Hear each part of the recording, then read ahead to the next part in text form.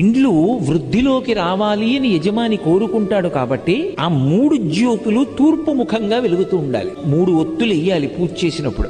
3 జ్యోతులు వెలుగుతూ ఉండాలి పూజ జరుగుతూ ఉండగా. ఇంకొక ముఖాన్ని చూడకూడదు, తూర్పు ముఖంగా వెలగాలి 3 జ్యోతులు. వెలుగుతున్నప్పుడు దీపం వెలిగించగానే అది మంగళ దీపం, అది ఈశ్వర స్వరూపం. బ్రహ్మ విష్ణు మహేశ్వరులు ఆ దీపాలుగా ఉన్నారు. ఇక వాళ్ళు ముగ్గురు తప్ప వేరొకటి లేదు లోకంలో. అటువంటి దీపపు సమ్మె ఏది ఉందో దాని మీద పసుపు కాని, కుంకం కాని, అక్షతలు కాని, పువ్వు కాని ఉంచాలి. ఎందుచేత అంటే మంగళ దీపము ఉంటుంది, అమంగళ దీపం అని ఒకటి ఉంటుంది. నేను దాని గురించి ప్రత్యేకంగా చెప్పక్కర్లా. ఎవరైనా వెళ్ళిపోయారనుకోండి, పార్థివ శరీరం ఒక్కటే ఉండకూడదు, అందులో జ్యోతి వెళ్ళిపోయింది. అందుకే ఏం చేస్తారంటే పడుకోబెట్టి తలకట్టున ఓ దీపం పెడతారు, దానికి మట్టు మీద పసుపు కుంకాలు వేయరు. ఇది అమంగళ దీపం.